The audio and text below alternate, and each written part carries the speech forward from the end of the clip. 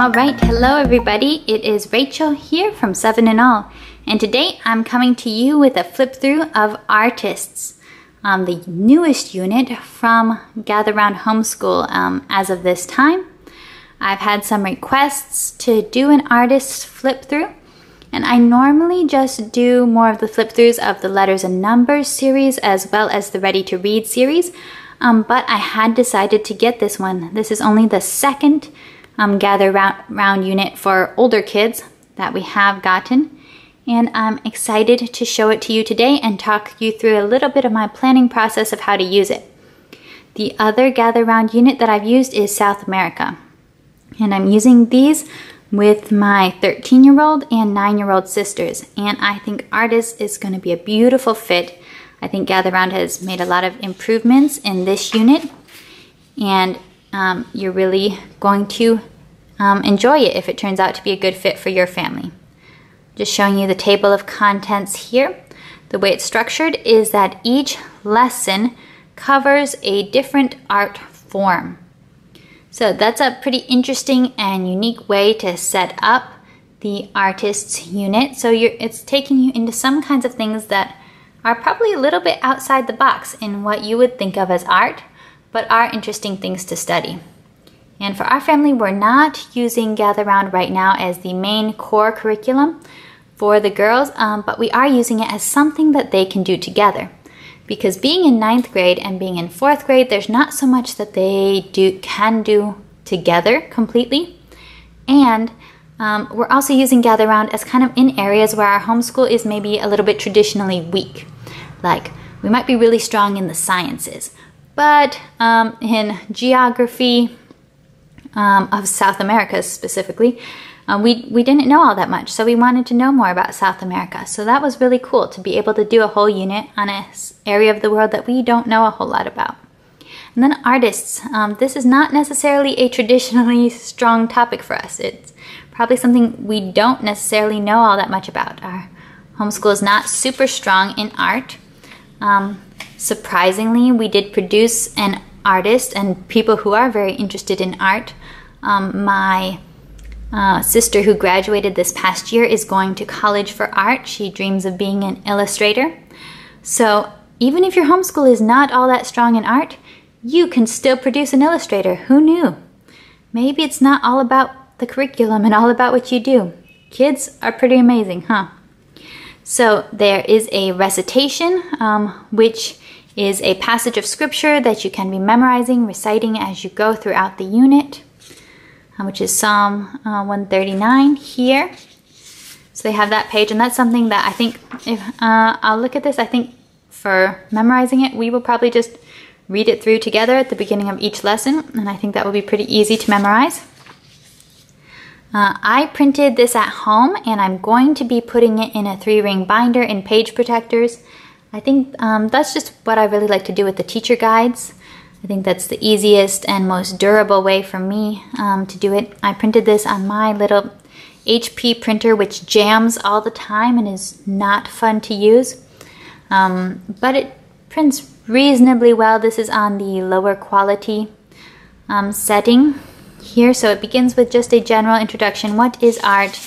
Getting to think about facts and opinions, subjective versus objective. And that, for the first lesson, we've got types of art, types of art forms. What is an artist? You've got a few pages there for your lesson, which you can read with your kids, discuss with your kids. And then we move on to lesson 2, painters. So now we're going in more specifically into one art form, which is going to be about famous paintings. And this one, I had a little bit of trouble with my printing. They do talk about just a couple of famous painters here. I didn't super like, you can probably tell how the Mona Lisa printed out, but I did like the picture study questions. So then after this, I tried to skip printing the actual picture, and I decided I'll just search up that famous painting on the internet when I get to that page to show to the kids. So like I just put in a note here. This is supposed to be the Last Supper, and I didn't print it. Then Vincent van Gogh for another painting. So that's one way to do it. I did accidentally print this one, which was not quite intentional. But they give you several paintings, they give you picture studies as you're going through and talking about painting. And the way that this works is you go through one lesson and then the kids will work in their notebooks. I will be showing you the notebook pages and how it works after this. I'm just kind of taking you through a few lessons. So as I was going through the teacher's guide, I'm already trying to think, what might I want to add in or go in a little deeper on in a specific subject. So like with painting, we do have like a little reader about Impressionists. That's a good level. It's a Usborne reader, which is like the Impressionists. I think that's a good level reader for my nine-year-old sister. And we also have another book, which is just kind of about pictures of famous art, which is actually for younger kids, just kind of building vocabulary. I think we'll take some time to look at that. Then we have Ballet Dancers. That's not even a topic I know all that much about, but I can imagine probably on this day we'll take some time to watch some famous ballets on the internet and see kind of what it looks like. Look at some of the famous ones. The Nutcracker. My son really loves our storybooks of the Nutcracker, so that might be really fun to watch this. I am going to mention, because I have a lot of people who watch my Gather Round videos for the Ready to Read and Letters and Numbers programs, because you have younger kids. If you're thinking to use this with younger kids, please do keep in mind that this is one of their standard units. So it is really for school age kids. And like for me, my young son, he can do the first book of Letters and Numbers very well. He's about 2/3 through with it as of the time I'm making this video. That's a good fit for him. This I'm not planning to do with my son at all. I mean, he's a young preschooler, and reading a whole lesson about poets, the musical qualities of languages, poems get to the point, they convey feelings and emotions. That's not really, to me, an appropriate level for him to be learning. For him, if I want him to learn about poetry, I'm just going to read him little poems, little books of poems right now. So if you're thinking about this, do think about what exactly it is and the age level of your kids. I know you can be so excited. You just want to start it. It looks beautiful. It looks fun. I would say this is going to be more fun for you if your kids are at an age where they can handle more. And I'm not saying that no 3, 4, 5, 6-year-old could handle this, but to me there's definitely a difference if your oldest kid is 3 or 4 or 5 versus if you do have older kids and then you have a 3 or 4 or 5-year-old that you're taking along with you in doing this. There's definitely a different dynamic. So sometimes I think some of the frustration with these unit studies is if you're trying them a little bit too early and your kids aren't quite ready for it yet. They do go into humorous poetry, which I love so much. I'm going to be bringing in my favorite Shel Silverstein and Ogden Nash here. I love them so much. I think, and what's his name? Jim, the boy who ran away from nurse and was eaten by a lion. Hilaire Belloc. He writes some of the best humorous poetry. So that's, I know we're supposed to like the serious poems too, but I love funny poems. So there's our poetry. We have cartoonists.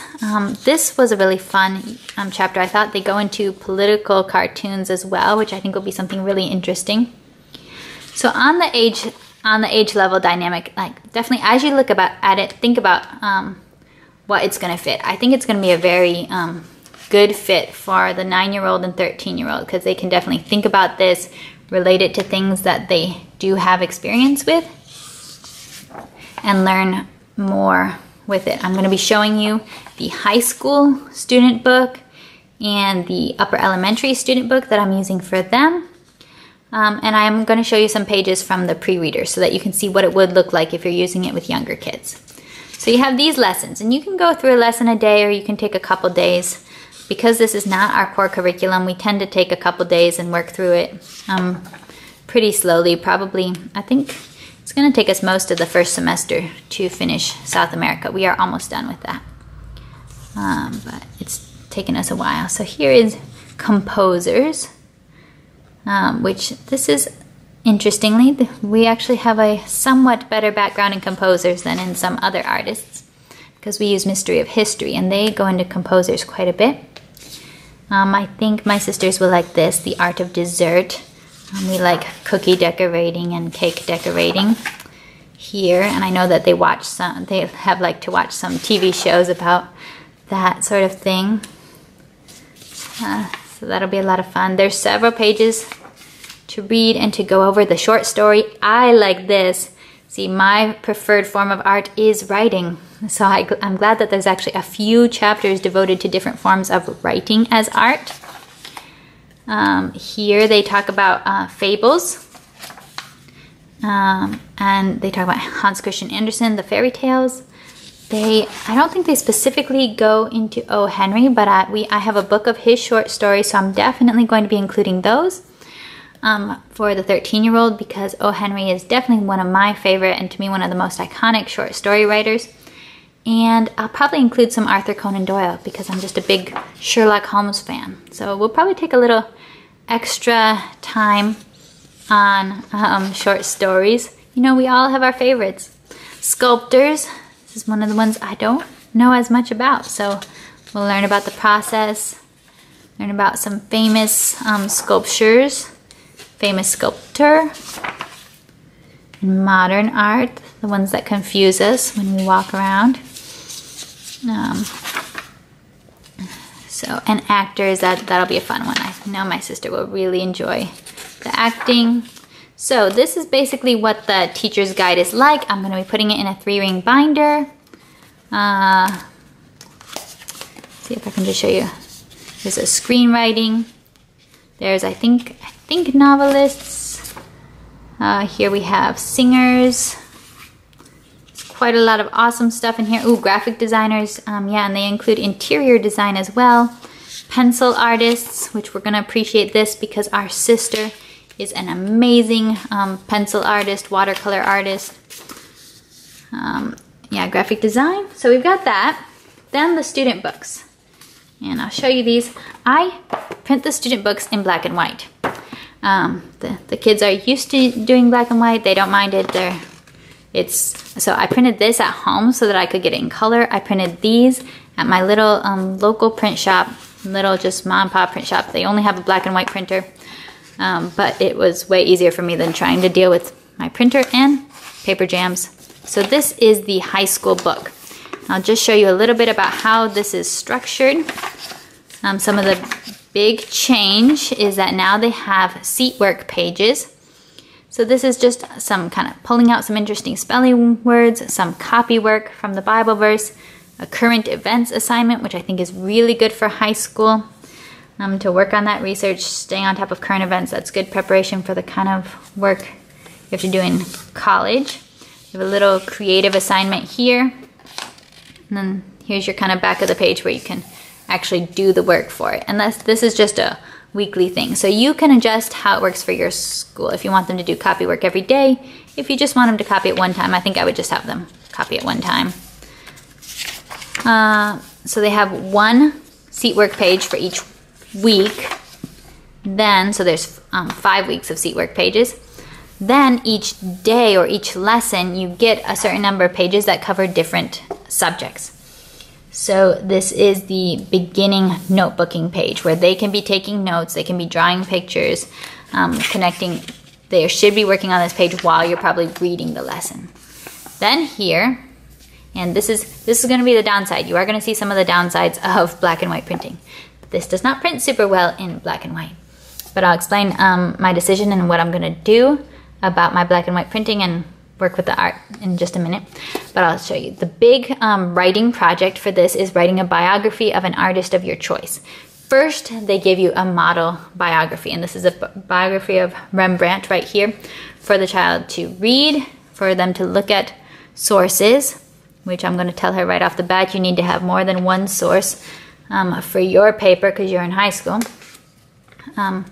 But they will be writing a biography of an artist, and then it takes you kind of step by step through that process. And since we're going to slow this down, I'm definitely going to be adding on more writing assignments than this, more complete ones. And they do give you some prompts in here. But because actually I tend to use Gather Round as the big platform for our main writing experience for both the 9-year-old and the 13-year-old. So I'll be taking this. I love this. Write a biography about an artist of your choice. We might do 2 or 3 since we're going to be spending more than a month on this.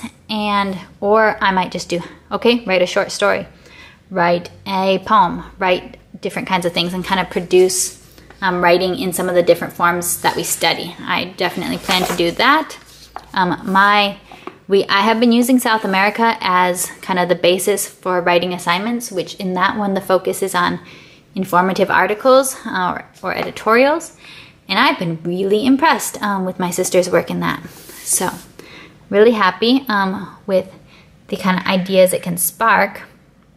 But I do take it a little further since we're extending it. If you were doing this in only a month, it's probably a very reasonable amount of writing. But if you're taking longer, then you maybe need to do a little more writing.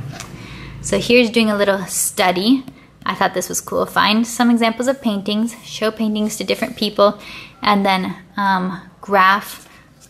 make a graph that shows how many people think each different painting is the most beautiful. So something like that, doing an actual study. That's what scientists do. They get information. So this is one of the bad things of black and white printing, is that the paintings don't turn out very well. But on my color printer, the paintings also didn't turn out very well. So when we come to pages like this, I am just going to look up Summer Field of Poppies by this artist, which is Monet, and we will look at it up on a phone or a computer or whatever, and then we'll answer our questions based off of that. And I think that would be better for us since we don't have access to super ideal color printing.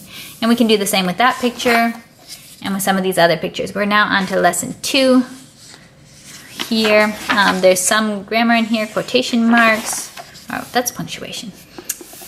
More science. The Renaissance. Ooh, bringing in some history right here. And the printing press. We love Gutenberg. And then same for this painting. Yes, it would be nice if it could print. I just don't have that kind of ideal printing right now. And I live overseas, so digital and printing it yourself is pretty much the only way I can go right now. So, you got to figure out how to make curriculum work for you. And on to ballet. And this is the next step in working on your artist biography. So first you read an example. Now you're going to choose a couple of artists and then start looking up information to start narrowing down what are you going to do. There are some actual science experiments. There's some recipes in here, which I think the girls would really like to try the recipes because they love spending time in the kitchen, trying out that. This is going over a poem by Robert Louis Stevenson. That's cool. We have then our narration review pages here, which you can either do as oral narration or you can have them write it out. I might do either one depending on the situation. So there's quite a lot of cool things. Oh, you get into the interior design over here. Let me just show you to do the biggest contrast. I didn't print out the whole pre-reader because I'm not using this with any little kids right now, but I'll show you a few examples of what that looks like. There is a little reading log, which the parent would be able to fill out, like the names and stuff. Then they can do the smiley face or whatever kind of face. How did you like the book? There's a couple pages of that for a daily reading log. They do coloring pages for every lesson. So the pre-reader works differently. There's only basically 2 worksheets for every lesson, 2 pages for every lesson in pre-reader, not the 5 pages that you get with the big kids, because this is not meant to be a full phonics or math or anything kind of curriculum for little kids. This is so that you can include your little kids while you're teaching your big kids. So you get a little coloring sheet activity for every lesson. So that's the Taj Mahal, and I thought this one was really cute. You get to color the cake and add your own decorations. So that was going along with culinary arts. Then kind of the big overarching project, while high schoolers are writing a biography, the little kids are making their own like little mini book about art. And there was a bunch of different pages. It's gonna be like 2 pages for one book. I just printed out one of the pages so you can kind of see what it's like. They give one little word to trace down here, or one short sentence, and then they give you specific instructions in the workbook of kind of what you're supposed to do to guide your kids into some kind of direction. So it's a little book about art, and they give different ideas. So I thought that was a really cool little project, a way to level it down. And while I won't be using this with my son right now, I think that's a good way to be including the younger kids. This I'll to show you just quickly inside. This also has the seat work page. We're not doing character events for upper elementary, but we get spelling, copy work, character training. That's cool. Cultivating curiosity, and you get the little today's schedule. So you do have the seat work pages that you can incorporate. You do have notebooking pages, so you'll see it looks very, very similar to high school.